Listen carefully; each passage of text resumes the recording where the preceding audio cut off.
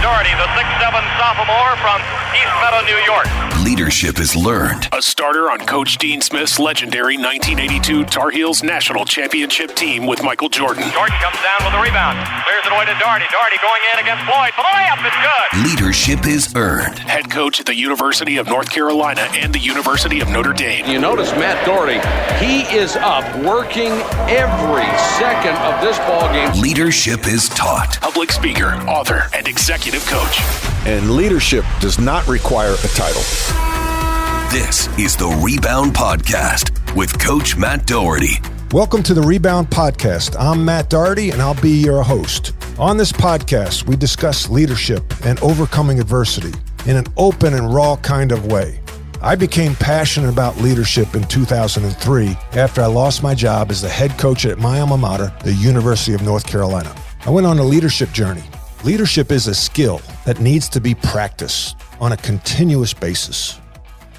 Chad Hedrick was born in 1977 in Spring, Texas.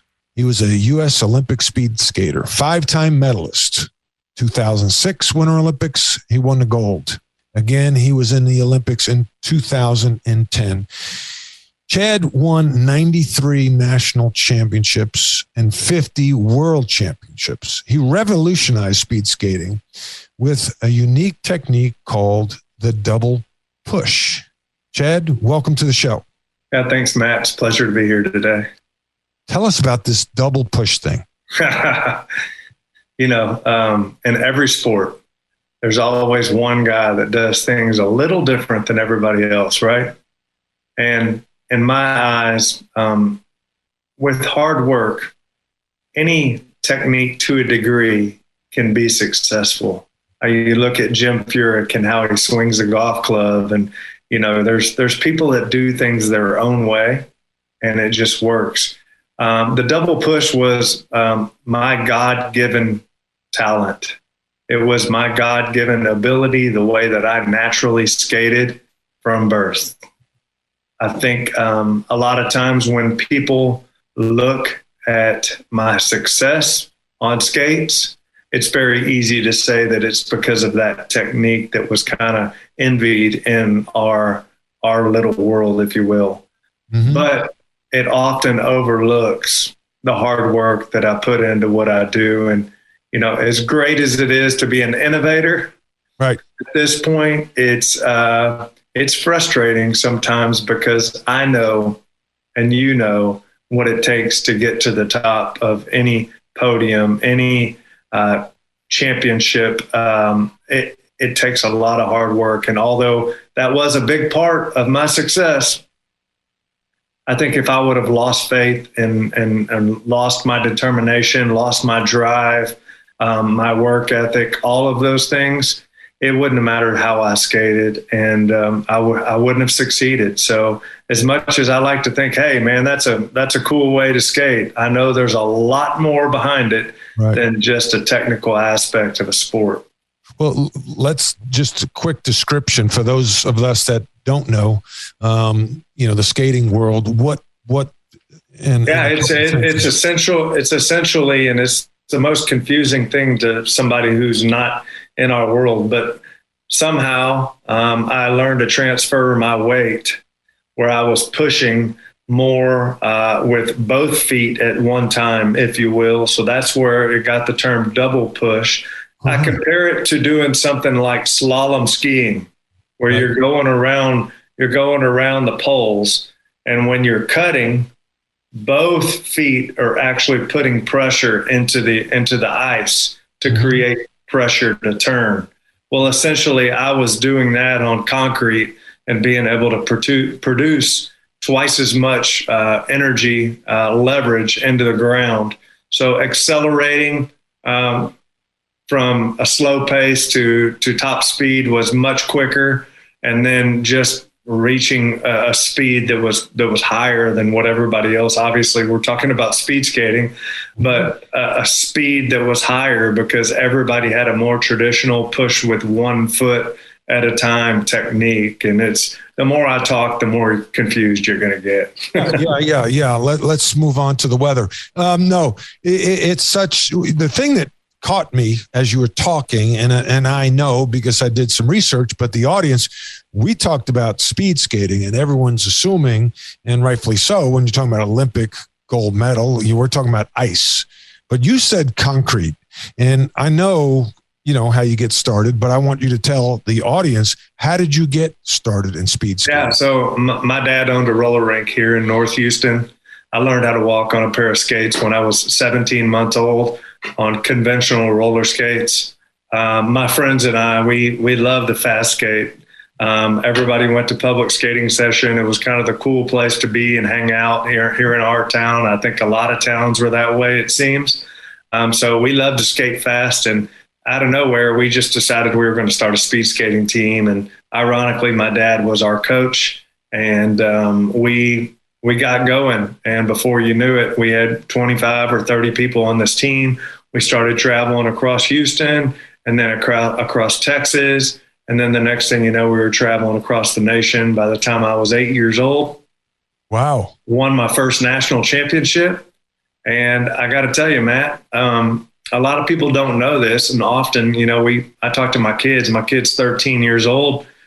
She doesn't know what she's going to do with her life at this point with college and this and that. But at 8 years old, I knew I wanted to be the fastest speed skater in the world. And was that on ice at 8 years old, or you wanted to be the fastest on cement?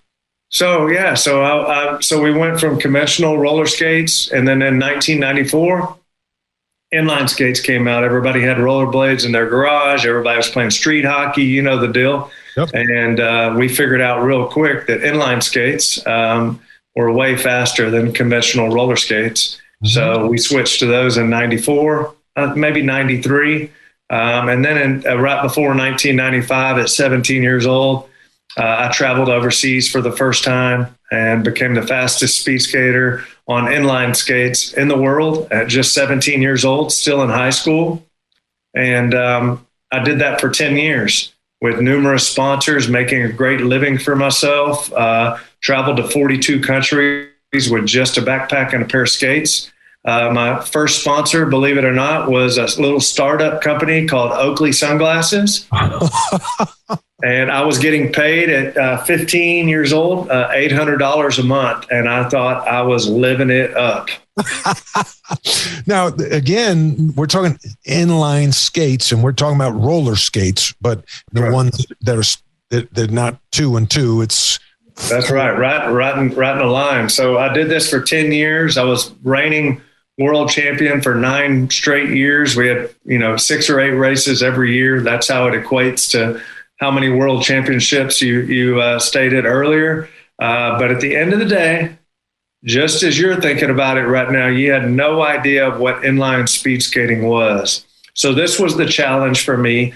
And this is where identity starts to sit in, because I knew how much work I put into what I did, but nobody knew what it was. I was the very best at something and nobody even understood it. So what does an athlete want, Matt? We want notoriety. We want fame. We want money. We want all of these things that we see from around, what we see on TV, right? Mm-hmm. And so naturally, as a mid 20-year-old guy, I kept telling people what I did and nobody knew what I did. And I said, you know what? I'm going to make a change. I'm going to try to qualify for the Olympics and a different type of skating. So I packed everything up here in Houston and I moved to Salt Lake City, which was the site of the 2002 Winter Olympics in Salt Lake City. And I started fresh, and it wasn't easy, I got to tell you. Well, let me back up. You were about mid-20s, you said. So, let's say you're 25. Yeah. Moved to Salt Lake City. How much experience had you had at that point on the ice? Well, it's funny, as God would have it. I met one of my best friends. He was from Vancouver Island. He moved to Houston when he was about 8 years old, and he got me playing ice hockey. So I played several years of ice hockey from 8 until probably 15 or so. Mm-hmm. And that was something that really assisted me in this transition because the natural feel of the ice versus, being on top of the surface or on the concrete with inline skating, that initial feel I had at the beginning. So although it was a very, very tough transition, I qualified for the national team in just 6 months. And I actually became world champion in 17 months after the first day I stepped on the ice. That must have pissed off a lot of people. Like, you come in, the new kid, and you go from the new guy to 17 months later being a great skater.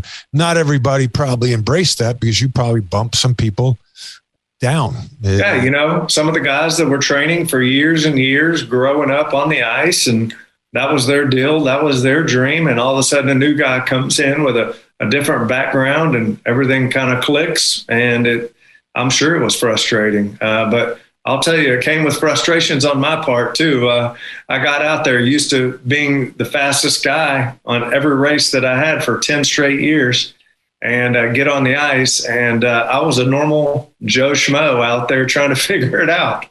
Financing, your mid-20s, you change, sports. How do you fund that? The biggest challenge of it all was leaving the compensation that I was making as an inline skater. I was making $250,000 a year from the time I was 20 to 25 years old, just traveling around skating. I was loving it. It was a wonderful life, but nobody knew who the heck I was or what I did. And it drove me absolutely insane. And so I had to start something new, but I had saved up money and I was positioned to do it. But then shortly after I started, as you would imagine, although speed skating is not a huge sport here in America, it's big in other countries across the world. And it was just a matter of time before I had 3 or 4 new sponsors and making a great living for myself again. So it was as challenging as it was at the beginning, it was well worth it. And I was on a trajectory to being able to accomplish something where if I told them, they remembered seeing me on a podium representing my country. And that was the goal. That was the biggest honor for me. It was representing my country. And honestly, at that young age, for people to know what I was doing. How old were you when you won gold? 2006, I was 29. I didn't actually start ice speed skating until I was 27 years old. So I was a late bloomer. And man, I always go back and think, man, what would have happened if I would have started earlier? And yes, that's exactly the next question. But, you can't live like that. I had great experiences. Who knows if I would have been physically as strong at that point, maybe just that 10 years as a reigning world champion on inline speed skates built me up and put me in the right position. Or maybe I could have won a few more. I don't know. So you go another 4 years to the 2010 Olympics, right? And tell me, at what point did you decide to stop skating? Well, Matt, you're an athlete. You realize at one point or another, you start to figure out that everybody recovers a little better than you. You start to feel like the old man out there. And then I guess the biggest thing that happened to me is there was one guy that I was racing against, and I stepped to the starting line and I knew I was racing for second place. And who was that guy?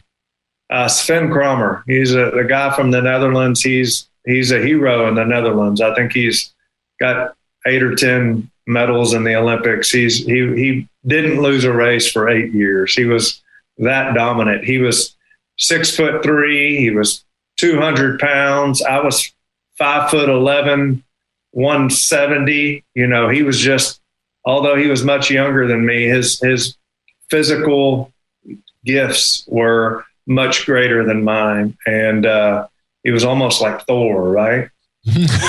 And when you saw him, it was the first time in my life that I thought I didn't have a chance to win. And that's when I just realized this can't go on any longer. So take us to the day when you decided that I'm done. It was kind of interesting. My last event was in Vancouver in 2010. And although I didn't win a gold medal in 2010 in Vancouver, I left there and had got a silver and a bronze medal, with the silver being my last event. And it was interesting because of all the things I did as an individual athlete. My last event was a team event with 3 kids that were just in their one was 19 and the other 2 were early 20s, 20, 21, something like that. Some of them were skating their first Olympic event, and it was kind of a farewell and also a lesson about how much I'd learned from sports, because these 3 guys looked at me. They had seen my success in the past, and they were looking at me as the leader. And I was able to utilize all the skills that I had learned as an athlete to be able to take their performance to the next level and give them the confidence that was needed. And although we didn't win a gold medal, we came very, very close to winning gold. And we got a silver medal there in Vancouver. And that was my last event. And although it wasn't an individual event, it was very, very gratifying that I was able to lead these guys to their first Olympic medal in their first race, you know? You walk off the podium. Do you know this is it? I'm done? Yeah, I think, leading up to 2010, I really didn't know after 2006 if I was going to continue, because it's 4 years. That's a lot. We have this one moment to shine. And 4 years of training as an older man, when you got youngsters that are coming up and they're strong. These kids are athletes, and it's like you need longer rest in between each race. You need to take better care of your body. And so I just realized, hey, I don't know if I want to train 4 more years to accomplish the same feat that I already accomplished. I mean, what could I get? Another gold, And I started thinking that way. And I think it affected me mentally. And then on top of that, I had a hip surgery in 2008. That all this stuff just kind of accumulated. And I started right before 2010, I started to see a lot of improvement in my skating and got a new coach. And man, I really thought things were on the right trajectory. And, I went out there and I came up a little short. It really did a number on me mentally. And although I got a silver and a bronze, I really don't think my heart was in it entering 2010.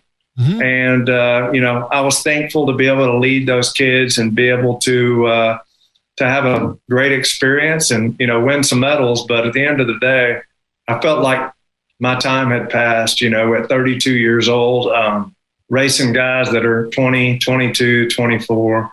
It was tough, and, with the surgery and everything, it wasn't the same mentally. And that kind of upset me, because I've always leaned on my mental strength as a racer, as somebody who can intimidate people and who can really have the edge before the gun goes off, So you stop skating, top of your profession. That's where the story begins. This is where, when you and I met at Dan Jansen's golf event in Mooresville, when we started talking, I'm like, that's what I'm talking about. This is called the Rebound podcast for a reason. You had to rebound. Even though you were successful, you had to now pivot and rebound into something else. And people don't realize, the cliff athletes fall off of. I was a national championship basketball player with Michael Jordan. My goal was to play in the NBA. I got drafted late in the 6th round. They don't even have 6 rounds anymore. In 1984, I get cut by the Cleveland Cavaliers. My career's over. And ever since I was 12, I dreamed of playing in the NBA. And people that I competed against, my teammates, Michael Jordan, Sam Perkins, Kenny Smith, James Worthy, are stars in the NBA. And I can't even get a sniff.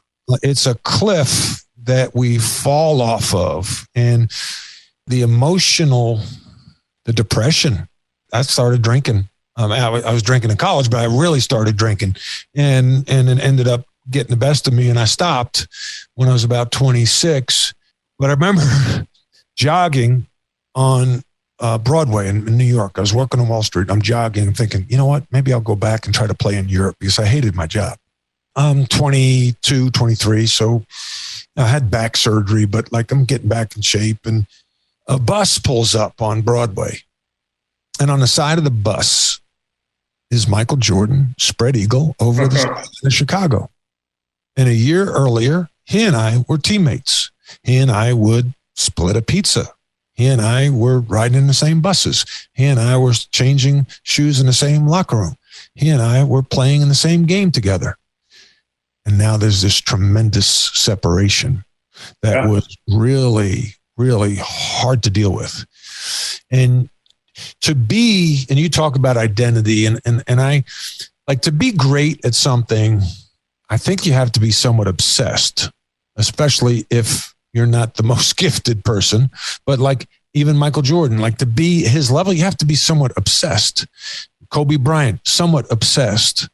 And then when it's over, it's done, what fills that void? And very few people are like Michael Jordan that can transition and ride that and build a sneaker brand and, you know, still be Michael Jordan. You talked about fame, notoriety. You're a starter on a national championship team. You don't wait on the line in Chapel Hill. You go right to the front of the line. Yeah. The bars, the clubs, the restaurants. You don't wait. You're on the Coach Smith. My coach, Coach Smith, used to call it the super highway. Well, all of a sudden, I'm in New York City. I had to wait. I had to carry my own bags. I had to book my own travel. I had to. You didn't get 3 massages a week. You didn't have anybody stretching you every day. Like all these things, you just you figure out how good you had it, right? How did you go from gold medalist, the top of your profession, to an average Joe? When did that hit you? So I'll tell you, this is a statement that very few people will understand, but the gold medal that I won wasn't the best thing that ever happened to me because of the fame, the fortune, the success. The gold medal was the beginning of my walk with Christ, number one. Amen. Because I found the end of myself. My life was defined only by how fast I could go on a pair of skates, nothing more. I was a womanizer. I was a borderline alcoholic. I used and manipulated everybody around me just to win a race. Whatever advantage that I could get, I took it. And although it was an amazing, amazing accomplishment, I never would have found who I really am as a person because I never would have experienced those struggles if things would have just continued, if I would have won gold medal after gold medal. And then, you know, the crazy thing is, in my sport, we don't have college. You go to UNC, you can play college. You know, you just said you're working on Wall Street.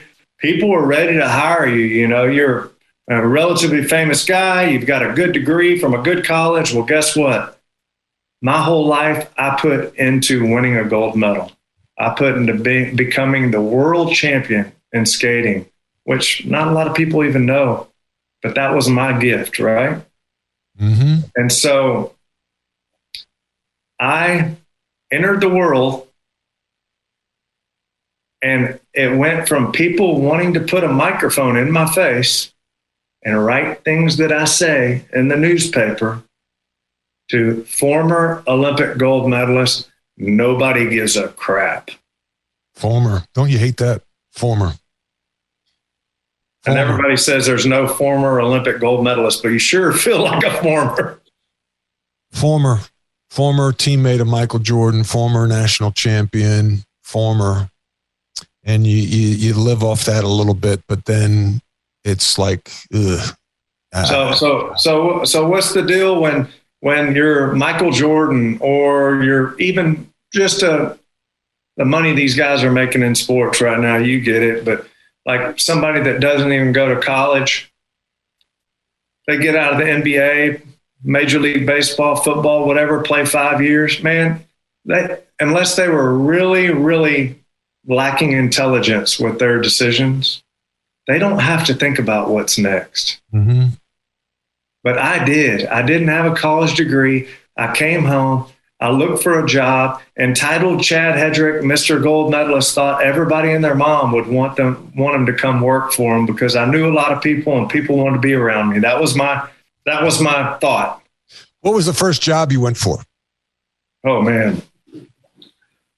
So my first job, I came home, I made $65,000 a year. And the kicker is I was selling electricity to commercial businesses, okay, like grocery stores, whatever. I mean, you want to talk about an eye-opener, okay? The kicker was everybody that I was working for was my age. I remember you telling me you went to interview with somebody that was younger than you. Yeah, this is why, because they had been putting time in since graduating college at 22 for 10 years up until 32. They had been climbing the ladder. Whatever business it is, you put your tenure in and you're working hard and you're doing your thing, man. You're moving up. So this new guy comes in, and it's kind of funny. I signed on with the company as a salesman, and I was also the spokesman. So I made more money by doing 3 commercials for them that year than I did working for them the whole year. Mm-hmm. And I couldn't get over it. And it was pride. Yeah. But that pride taught me that, man, I'm still a winner. I'm still a winner. I have what it takes. I can outwork everybody, and I'm going to prove that. I don't know if this is the job that I'm going to have, but sooner or later, it's just a matter of time before I get back on my feet. You talked about beginning to walk with Christ, talked about alcohol, women. When did you start the journey with Christ? I officially got baptized before the 2010 Olympics, but the moment that I knew was with that gold medal around my neck, okay? In 2006, I had the gold medal around my neck. We had 35 people from Houston that were in this little town square as they had their ceremony for giving out the medals. Mm-hmm. So I'm looking at all these 35 people. This should be the absolute time of my life. This is what I've watched Carl Lewis, and I've watched all these athletes just crying and jumping and all this stuff on the podium. And that's what I wanted. But when I got up there, Chad Hedrick, 5,000 meter, Olympic gold medalist, Team USA. And guess what? They put it around my neck. And I can go back and I can watch the footage and I can realize exactly what moment I figured out that, man, everything that I was chasing doesn't mean squat. That's right. That it's just another race. It's just a piece of metal. It's just a goal. And it's not going to change me forever. And for 3 years, from 2006 to 2009, I couldn't put my finger on exactly what that was. But I reflected long and hard, had a lot of great mentors, a lot of great people in my life. And it quickly was apparent to me that life is not about Chad Hedrick. Life, it doesn't matter. Oh, man, that's I am a pipsqueak. I am a sinful pipsqueak, broken man. Amen. And the sooner people can realize that, the sooner, I mean, how hard is it to love other people when you think you're the talk of the town? Do you think everybody loves you and idolizes you? There's no reason for you to, you're just receiving, man. There's no giving, right? That's right. You talk in an interview that I watched about basically serving others, satisfying your soul was a term you used. And I felt searching for a lot of things since I got fired as a coach, because my identity was wrapped up in basketball. Yeah.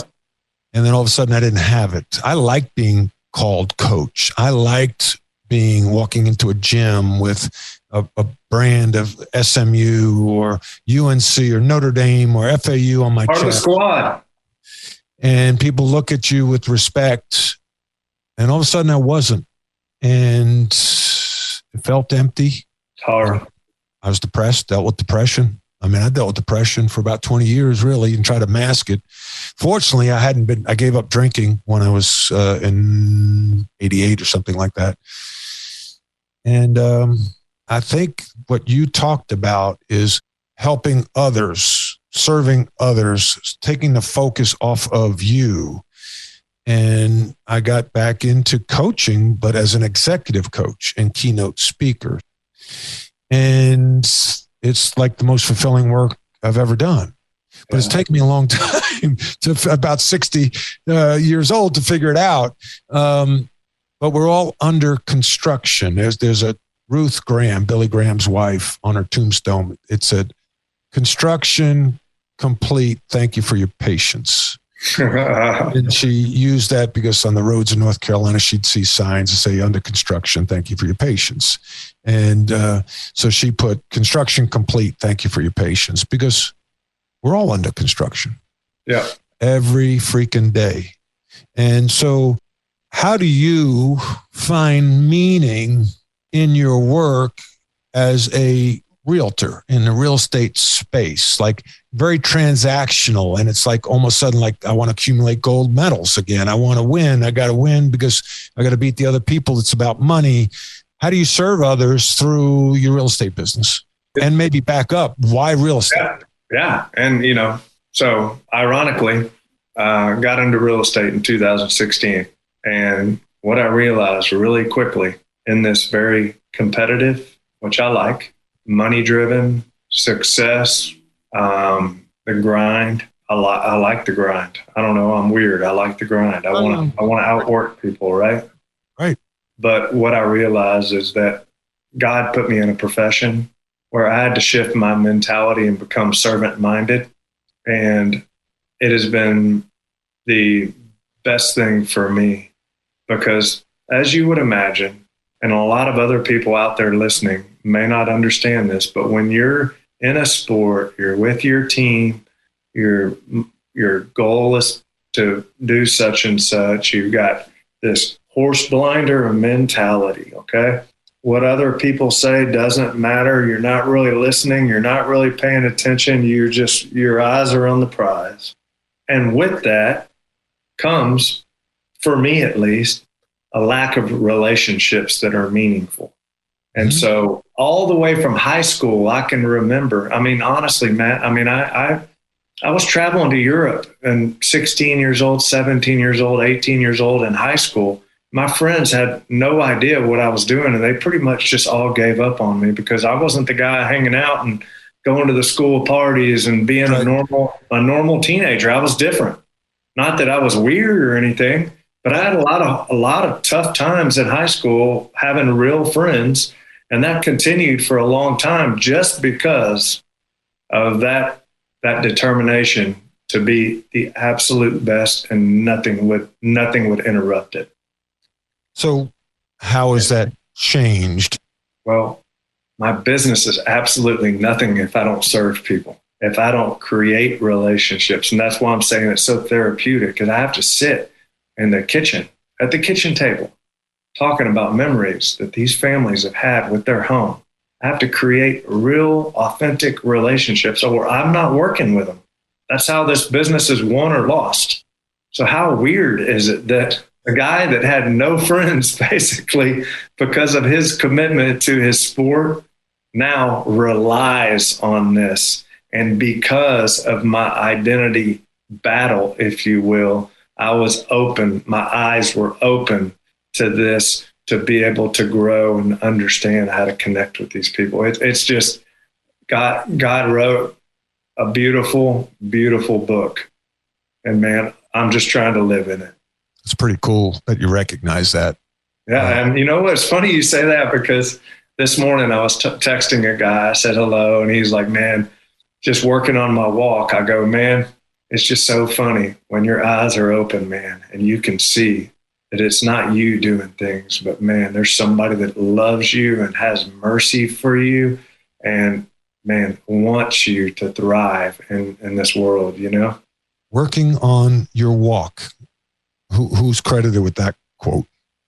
I've got a friend who's a banker here in town. He's got a couple kids, and, you know, it was needed at the time. I'm glad I reached out, because, you know, just thinking about that, and just sometimes people just put a nugget in your ear and you just think about it the whole day. I love nuggets. I collect nuggets. That's why I'm just going to call it Chad's friend, working on you. When you mentioned mentors, you know, we can get out of whack. Like seems that you've had success in the real estate business. How do you make sure you stay grounded and not like think, wow, I'm pretty good at this, you know, and puff your chest out a little bit. How do you stay grounded, humbled, and connected?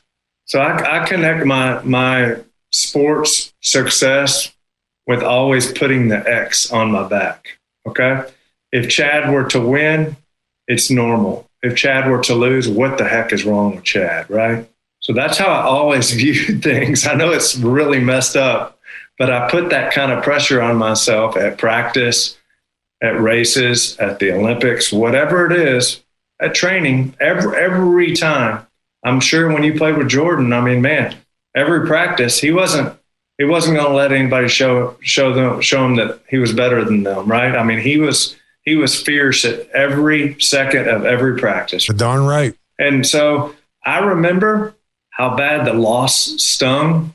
And in real estate, I remember when my business wasn't good. And we all know, man, the real estate business, stocks, whatever, there's businesses out there that can go, woo. And you got to remember what it was like when it sucked. So you touched on some things, transferable skills.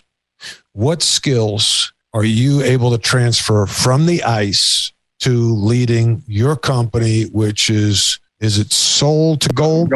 Gold to soul. Gold to soul. Yeah.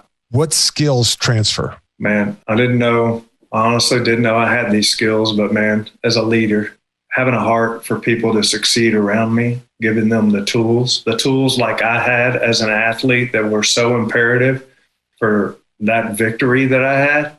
It's not just me.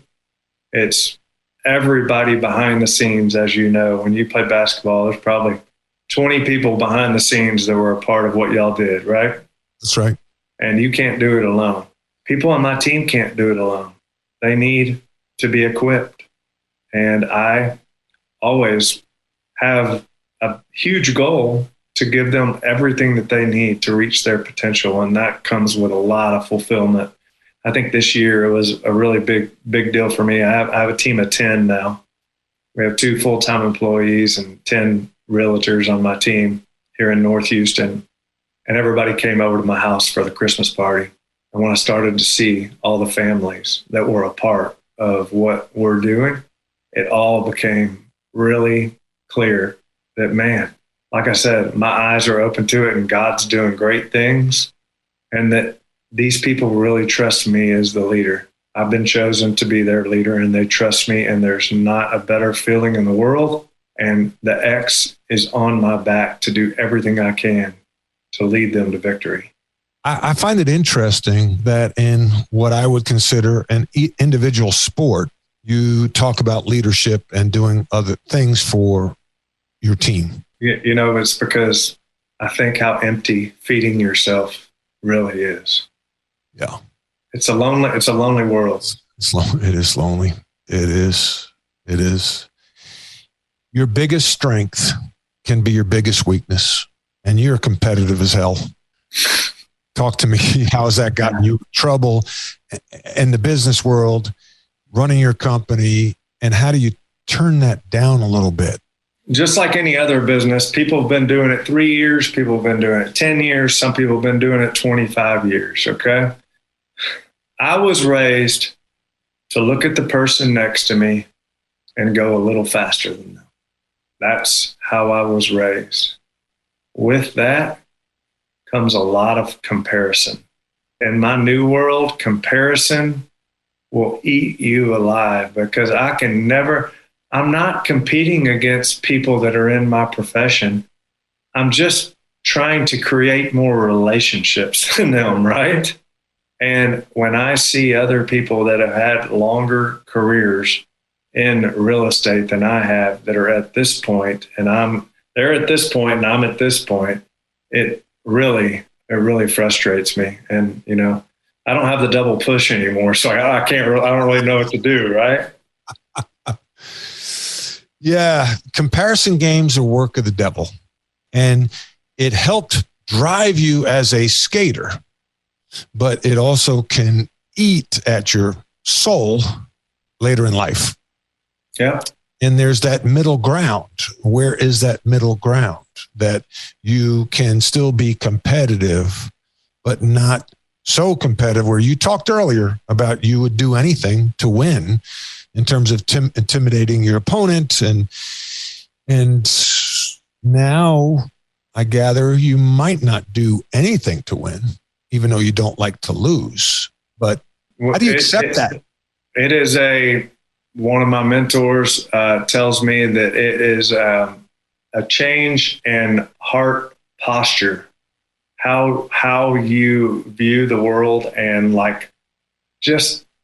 there's a different perspective that you look at the world, because you know that you have Christ. That it's a sign that you have Christ in you, and that you value that. And I think just looking through those lenses, rather than this arrogant, prideful guy who wants to go a little harder and a little faster than everybody else. Chad, that's a great way to end it. That is powerful. I gather your company does more than sell homes. You invest in real estate. Do you can someone participate in investing through you? And also, I don't know if you're still doing keynote talks, but if you are, how do we get in touch with you? we represent single family home buyers and sellers. We have a lot of investors that we work with here in the local North Houston area, Woodlands, Spring area. It's a very vibrant market. Real estate's been really good to everybody since time began. But I also do keynote speeches. I just got back from Dallas a couple of weeks ago. Do that probably once a month, but really just like to connect with people and share my story and let God go to work and use it as he may. But I'll tell you guys, man, what you heard today is not Chad Hedrick. It's Chad Hedrick that's been transformed by the word. Mm-hmm. And without him, you can accomplish everything on this earth. And at the end of the day, you will feel like you came up short without him. You rebounded quite well from that. A lot of tears, a lot of pain. And you know what? A lot of gut checks. But I came out polished. And although I can't win gold medals out there, I wake up and I feel like, man, I'm a better person now. And I'm thankful for everything that I've experienced. Chad, thank you for sharing your walk with the Lord, your journey, where you are, how you're serving. It's really been an honor to get to know you at Dan Jansen's celebrity golf event, and I hope to see you there again in October. Yeah, it'd be great. Really appreciate you being on the Rebound podcast. I wish you nothing but the best. Thank you so much. Leadership is a learned behavior. You're a leader, whether you're a parent, a coach, a business owner, or a friend. We all lead in some way, shape, or form. Thanks for listening. I welcome any and all feedback. You can reach me at dohertycoaching.com.